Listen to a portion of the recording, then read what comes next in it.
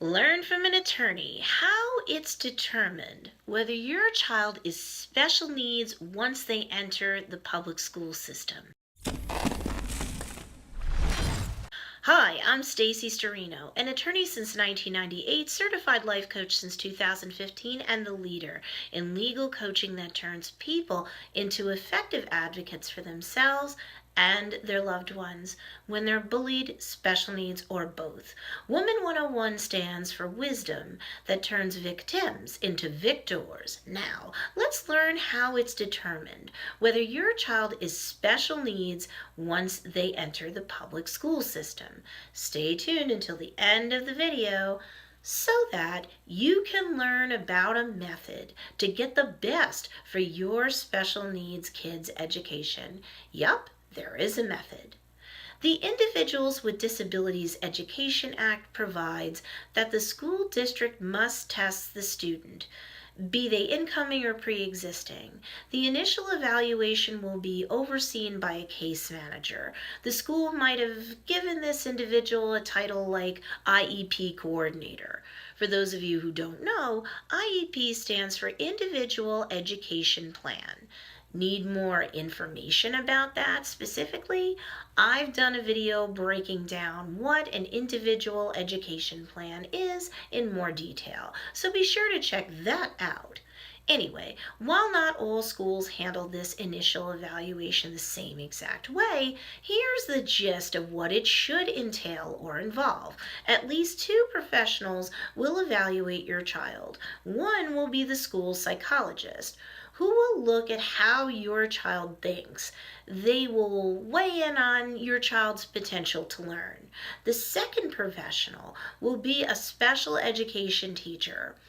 Either the psychologist or the special education teacher will observe your child as they operate in a classroom setting. There may be additional professionals who weigh in on your child too.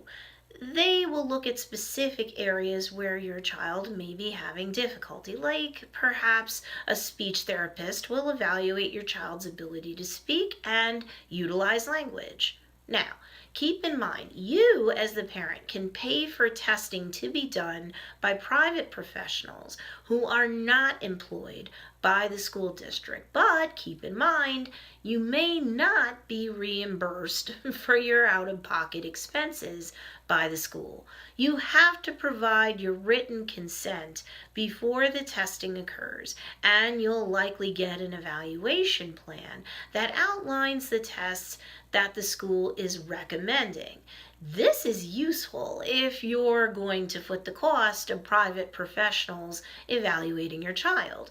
And be sure to have the IEP coordinator explain to you, if you're not sure, what the tests to be conducted on your child are and how they assist the professionals in terms of determining whether your child has a suspected disability. You have the right to know exactly what each test measures. You also should be advised as to the format of the test. Is it written or verbal? You should know how the results of the tests are presented too. Like, is a number score or detailed written summary going to be produced once the tests are completed? Will each test yield suggestions in terms of improving your child's learning experiences? Will they include recommendations for appropriate services or programs to be provided and/or accommodations to be made for your child? Will classroom observations be done during a subject that your child finds particularly troublesome? And of course, don't feel shy about asking for this information. What are each evaluator's experience and credentials? Each professional should also take the time to review any of your child's pre-existing records or files and speak directly to you about any concerns that you may have. You might be provided with questionnaires in order for the professionals to receive more thorough background information about your child. If you fill these out, make and keep a copy for your own personal records before turning in the originals. How long does all of this take? Well, all of the testing and evaluation should be completed within 60 days of the referral for evaluation, unless your particular state has implemented a different timeline. Testing may all occur at school, or you may have to take your child to one or more professionals' offices. Even if you don't have to bring your child anywhere and all of the testing is done at school, you still should inform the school in writing, keeping a copy for yourself too, that you want to be informed as to when each test and or evaluation takes place. This way, you're not just kept in the loop, but you're also capable of providing each evaluator with any additional information that you feel is necessary for them to properly evaluate your child. Plus, you can prepare your child ahead of time for the idea that they will be observed or evaluated, so they're hopefully less likely to stress out when it happens. Each evaluator should provide a written report of the results of their testing or evaluation. Be sure you get a copy. Here's a quick note. An independent educational evaluation, meaning evaluations that are produced by experts you hire, not employed by the schools, should definitely provide you with a report about the results and any recommendations that the expert has pertaining to your child. But school evaluations won't include these recommendations, because they'll be discussed during your first IEP team meeting. I've done a video discussing that separately, so you'll want to check that out. If for any reason you don't agree with the testing results or recommendations, be sure that you not only speak up, but also document your objections in writing. The Individuals with Disabilities Education Act specifically says that you, as the parent, are part of the IEP team, and that you are an equal member along with all of the other members of the team. So no one should sweep you aside or fail to include you when it comes to your child's education and classroom supports.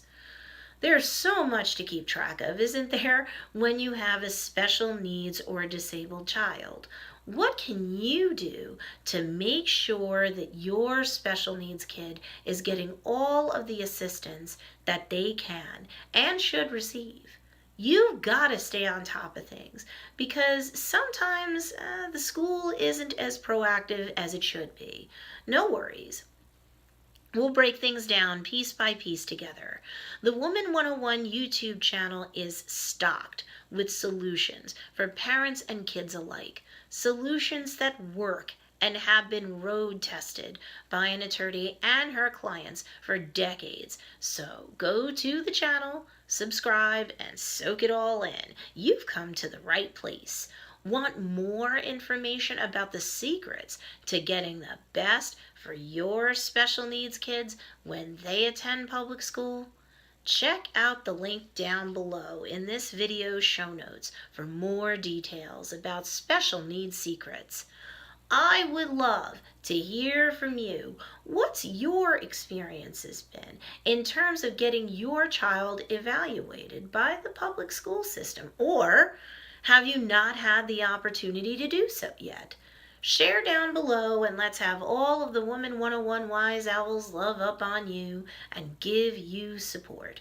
And if you like this content, please remember to support me on Patreon so I can keep providing new material on a regular basis to kids everywhere. Remember, Woman 101 stands for wisdom, turning victims into victors. Be sure to subscribe to this channel and like this video, and share this with anyone you know who could use some support. Woman 101, be wise with your heart.